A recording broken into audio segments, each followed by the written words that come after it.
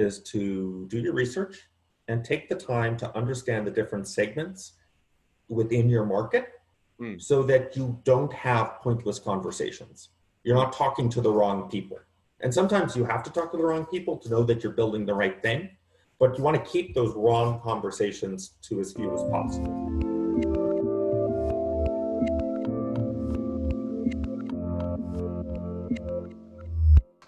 Hey everyone, this is Devin Miller here with another episode of the Inventive Journey. I'm your host, Devin Miller, the serial entrepreneur that has built several businesses and startups and small businesses to 7- and 8-figure companies, as well as the founder and CEO of Miller IP Law, where we help startups and small businesses with their patents and trademarks. And today we have another great guest on the episode. It's Colby Tunick, I think is how I pronounce it. And Colby is... started out in about 2015, graduated from San Diego State in political degree and looking into trade. And then he after that, found a passion for AI and machine learning and was kind of a self-taught coder. And then he, and I don't know if you transferred to San Diego State in 2015. I almost got that wrong. Graduated in 2017 and then started working on some defense contracts. He went from there, decided he was going to get into more of how you apply machine learning to insurance, and started to do as the economy hit with, or started out to look into that more. And then the economy hit with COVID, had to make some pivots and adjustments. And now he's built it to where they're in the marketplace, have some pilot clients, and are being growing from there. So I'm sure I slaughtered it to some degree, but I did my best. But welcome to the podcast, Colby. Devin, great to be here. It sounds more of a journey when I hear you say it than when it's in my own head. All right. Well, that's what I'm here for. So with that, I gave a very brief introduction, but maybe going back to kind of when you did, we're at San Diego State, we're studying politics and kind of pick it up from there. Absolutely. So at San Diego State University, I had the opportunity to work with the Center for Information Convergence and Strategy, focusing on international trade. My degree was international security and conflict resolution, and I had the ability to travel all over the world and talk and deal with different individuals, tackle different trade problems that really just came back to the better implementation of technology. During that time, I began to look into the use of machine learning, or as the buzzword today is artificial intelligence. I think anybody who's firmly in the machine learning space will say that artificial intelligence is a long way off. I myself would love a sentient being to do my cooking and cleaning for me and drive me from point A to point B, but don't think we're there yet. And I began looking into this use of artificial intelligence, machine learning, to really help combat hate speech online. It's a really intractable problem. There's a lot of different mediums that are used for this sort of hate speech. And the interesting thing is none of it's uniform. A lot of it uses coded language. It's not obvious. And those are real places that machine learning shines and have been validated. Finding single points of data among millions of points of data, noticing trends over time, and then using this machine learning to help target education dollars to combat hate speech. A lot of what hate speech is just lack of education. There's lots of great nonprofits out there that spend millions of dollars a year putting money into schools to try to do diversity in education training, which is even more relevant in 2020 than I think it was necessarily in 2015, or at least more prevalent in 2020 than it was in 2015 when I was starting to work on this. Anyway, graduated, worked as an international defense consultant in projects all over the world. Hold on, just diving really quick into that. So you talked about, hey, you kind of got interested in using AI, and just a 30-second aside for my information, is there a difference between AI versus machine learning? Is machine learning kind of more, we have a whole bunch of workflows and decision-making trees and just make those really good? Or is there a difference between machine learning and AI? Yeah, so when we think about AI, oftentimes we think about what we see in the movies. Again, we think about computers that are sentient, computers that have the ability to make novel decisions without a precedent, right? They're able to just see a situation, understand the situation, and then act on that situation. And of course, that's not how machine learning works today. Machine learning is very much in the statistical field. You're looking at trends over time, anomaly detection. And because of that, even though machine learning falls under artificial intelligence as kind of an umbrella master category, they are two different things. And in terms of where the field is going or where we're seeing real innovation, most innovation we're seeing is on the machine learning side, just because sentient beings are probably on the horizon, but just a long ways off. Interestingly, though, how you train a machine is the same way you train a 3-year-old or your dog.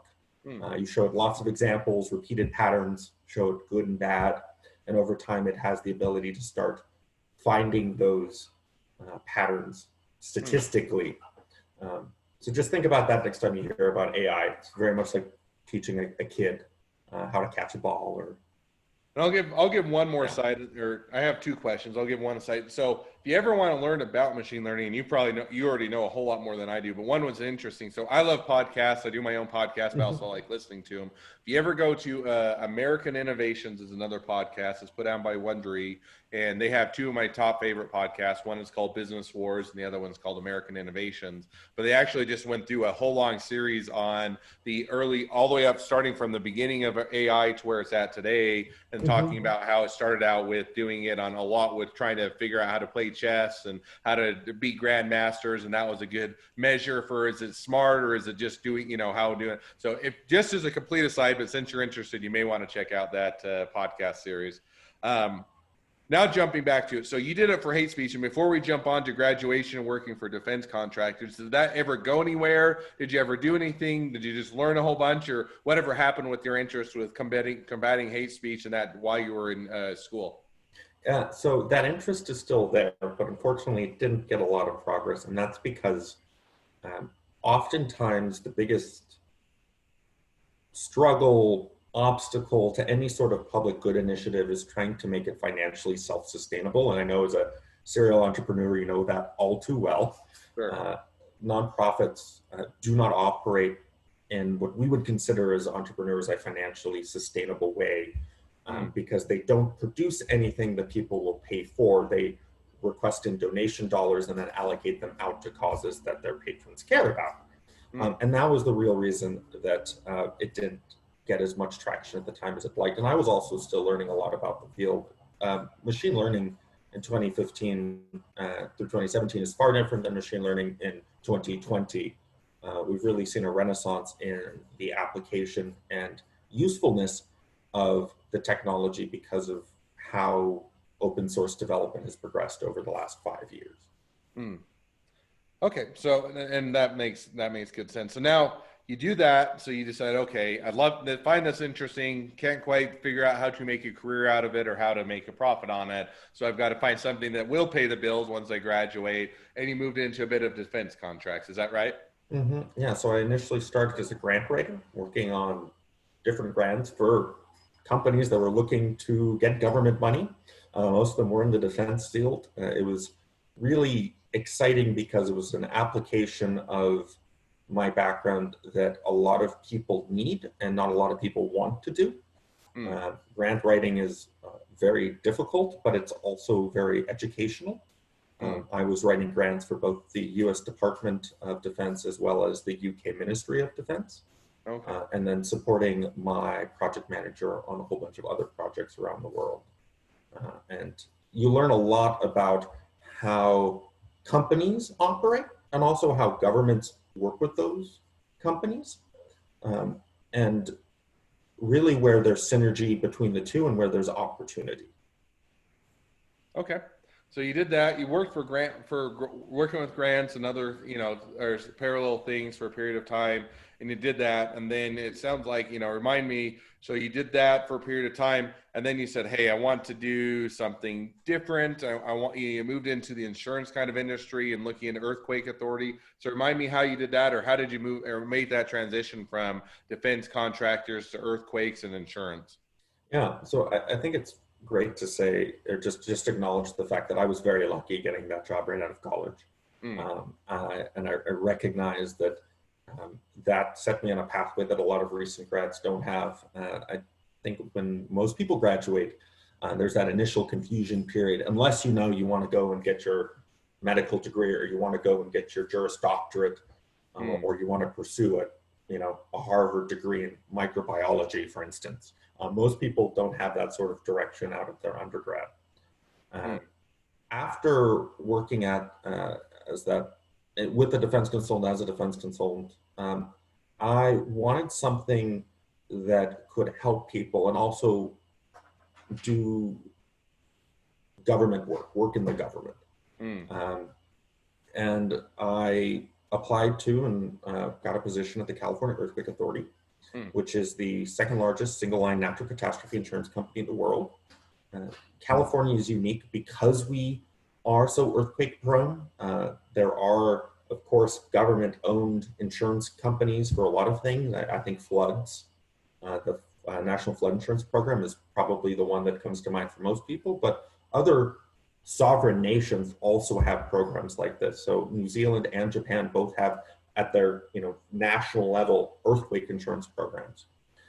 So this was, I never thought I'd end up working for an insurance company in insurance. That was never something on the radar. And I think that's most people in insurance. If you talk to them, they were doing something else. And, you don't just grow up as a little kid, say, I'm going to work in insurance. I'm going to be an insurance agent. I haven't met anybody. I've also only met one person in my life that wanted to grow up and be a dentist.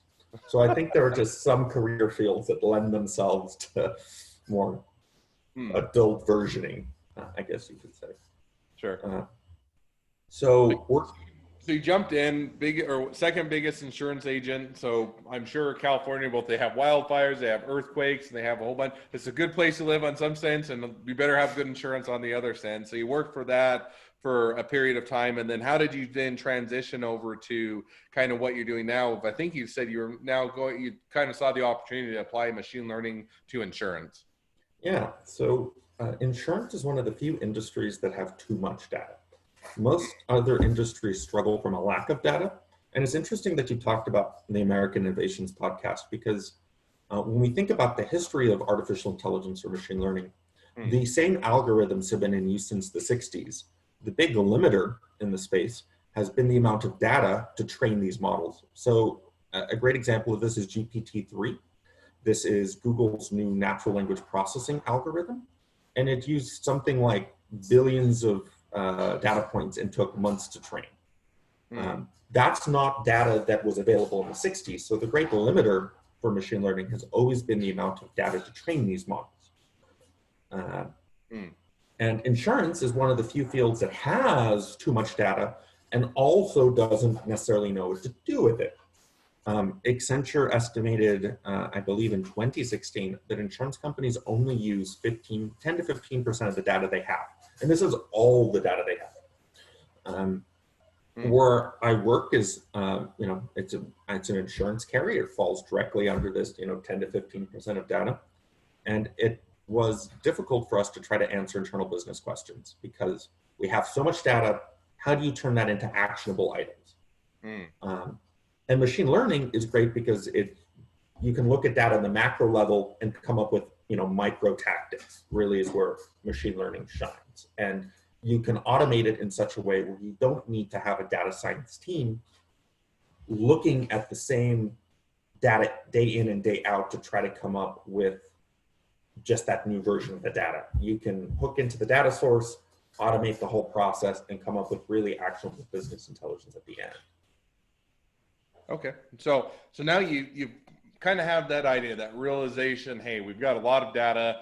Insurance companies have more data than they know what to do with. They're not utilizing it or leveraging it as well as they otherwise could. So kind of the same questions before. What did you do to start forming a business or making a strategy or to fix that problem? What was the next step for you? Yeah, so to be fair, I didn't actually start off using machine learning for insurance. I was still in the vein of machine learning for social media. And what I did is I went out and I talked to 10 people. And that's the minimum number of people that any person who's interested in starting a business of any kind, whether it's a high growth tech startup or it's a local service company, should speak with to start to understand the market. So I did that, spoke to 10 people in the marketing space, and I got lukewarm feedback. at the same time, my business partner wasn't my business partner then, but now he's our chief operations officer, Elijah Cheng. He and I were going to the UC Davis Big Bang Innovation Challenge, and he was also talking to people about my idea without me knowing, which was really interesting, and just giving me feedback on it from what he was hearing from people in the marketing field. And the feedback for that was not very good, to be fair. And I think that's one of the hard things in having this idea you believe is amazing, and then people that you would ultimately sell it to say, don't need it, don't want it, too expensive, not interested. So I called up an advisor who I knew from a previous startup I'd worked at. And I said, we're running into this obstacle. What do you think? And he said, I really think you should evaluate the industry you're in, which is insurance. Do some market discovery there, start understanding the numbers, and there may be a better application of your technology there. And he was absolutely right. And it was interesting because that was the piece of the puzzle that was sitting right in front of my eyes, but I just was too close to the forest to see the trees, so to speak. So then a couple weeks after that, we spoke to 10 more people in insurance, and these were very preliminary calls. These were calls where you ask 3 questions. What are the problems you're facing? A better way to solve those problems, right? Those are the 3 standard business development questions anyone should always ask. And the feedback we got was really positive. And they said, yeah, there's lots of need in insurance for us to use our data. We're not necessarily that we're struggling, but we're kind of churning our wheels. And we were like, okay, there's something here. So then what we did was we spoke to another 40 people, brought us to 50. And we began to invalidate some of our early assumptions. Early on, we thought we'd be on the underwriting side of the house, and which is just the process of a company taking in a potential policyholder and saying, is it worth us taking on this risk? Is this person going to fit into our risk tolerance, into our risk portfolio? And invalidated that, had a couple more conversations, never stopped talking to people, and started then building a product after these initial conversations to just show to interested parties. And I think Reid Hoffman, the CEO of LinkedIn, founder of LinkedIn, put it really well. And he said, you should always be embarrassed in your first product. I know I'm paraphrasing it, but it's entirely true. You always, when you put together something small for the first time, that it's functional, it works, but it's not your vision, of course. Most of the time when you show it to someone, you kind of like grin, you bear it, kind of maybe suck on your teeth a little bit and say, what do you think? And brace for impact. So that's really how we got started. And so now, so you get started, and then, I think you said it was January, February that you got started, or when was that when you really made the launch or got started? We got really started in midway through January. So you get started, you said, okay, we figured out finally our fit. We figured out, who will necessarily pay, where it's going to fit in, where the data is going to be, and you kind of get all that information together. And then you mentioned kind of COVID hit, and that had a bit of a downturn, or you had to make some pivots or adjust. Is that correct? Yeah, so COVID was the unexpected wrench in the plan early on. So COVID really took off in March of 2020. Of course, we were starting to hear rumors of it in February, but 2020 is when things really started to change rapidly for everybody. And not just for us as early co-founders, not just us in the insurance market, everybody in the United States and around the world went through a really dramatic change overnight. And we were talking with someone who we wanted to be an advisor to the company, ultimately did not become an advisor to the company. And he sent us an email in March telling us, this is literally the stupidest time in American history. And American history was in caps in this email, to go and start a company. That's got to make you encouraged. About your business. Hey, this is the absolute worst, dumbest or time you could ever start a business. Why would you even think about it? So what did you do with that? I think I probably made myself another cup of coffee and kept working.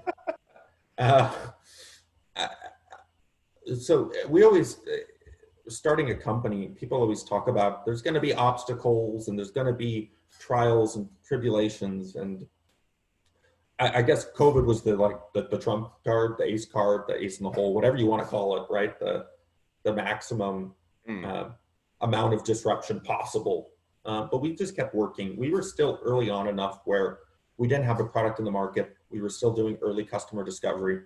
So it didn't interrupt necessarily our viability. What it did do, though, is push us to really focus in on the problems our customers have.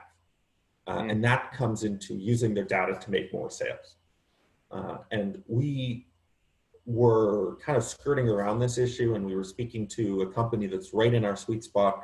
And they said, we love what you're doing, but at this time we cannot buy anything that's not going to help us make more sales. And after that, we really took a hard look and said, okay, how can we fit into this new normal where everyone in this entire industry is now sales focused, staying alive focused, if you will. So COVID definitely helped. But at the same time, my co-founder went on unemployment, which was quite stressful for him. I went through a divorce, which was also definitely a bit of a game change. So COVID, unemployment, divorce, these are all things that you never think will happen. And you also never think will happen when you're in the middle of 16-hour days trying to build a company from nothing.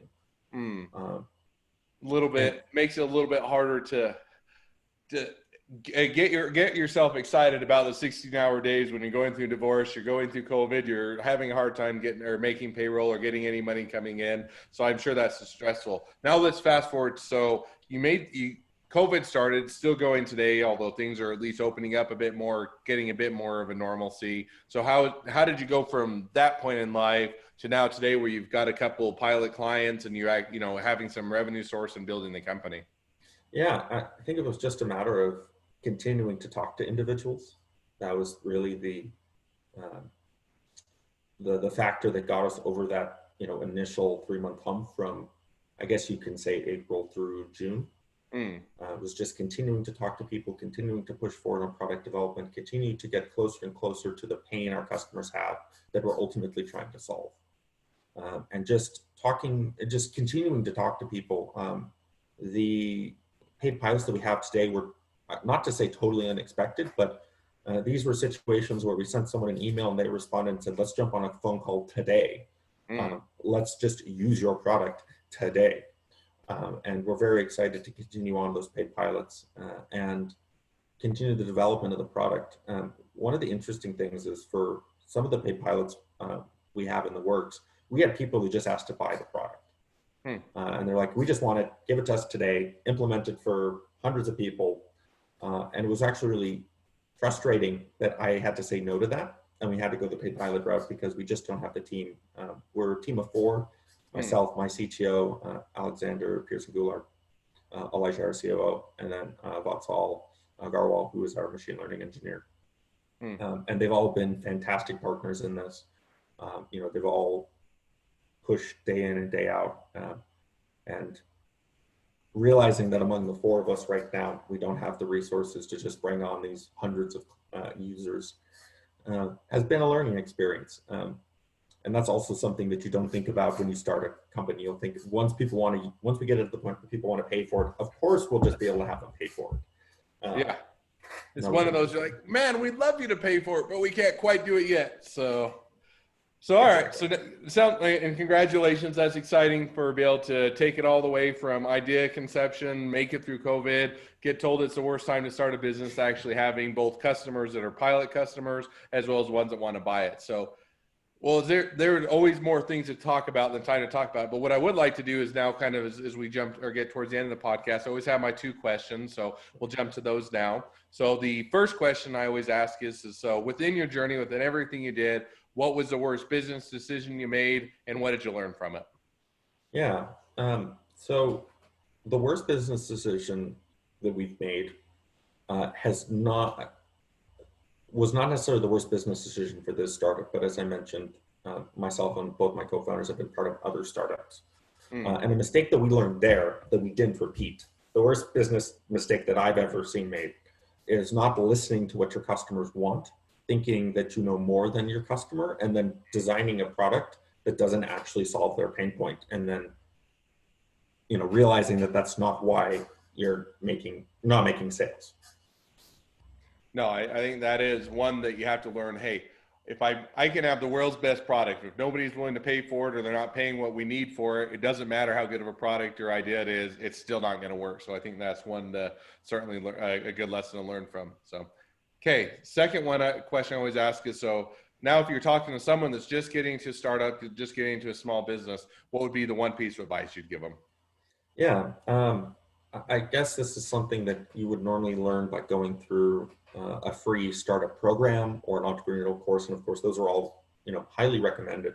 Most communities have a startup or an entrepreneurial focused organization that does free education for anybody in the community who's thinking about starting a business. But the one piece of advice that I would give to someone who's looking to start a business is to do your research and take the time to understand the different segments within your market so that you don't have pointless conversations.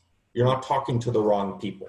And sometimes you have to talk to the wrong people to know that you're building the right thing, but you want to keep those wrong conversations to as few as possible. No, I think that's great advice, and certainly something to take to heart. So now people want to use your product. They want to be a pilot customer. They want to work for you. They want to donate to you. They want to or just know more about how you're applying machine learning to insurance industry, or any or all of the above. What's the best way to connect up with you and find out more? Absolutely. So you can go to our website, which is refocusai.com, and contact us through that. You can reach out to me on LinkedIn. It's just Colby Tunick on LinkedIn, or shoot me an email at colby@refocusai.com.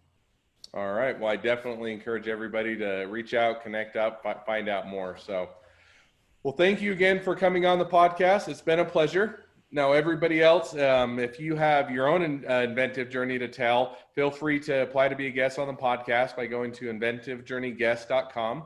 If you are a listener, make sure to click subscribe so you get a notification of all the new episodes as they come out. And lastly, if you ever need any help with patents and trademarks, if you're a startup and small business, feel free to check out us at Miller IP Law. We're always happy to help. Thank you again, Colby. It's been fun to have you on, and wish you the next leg of your journey even better than the last. Thanks, Devin. It's been a pleasure. Stay safe and take care. Thank you.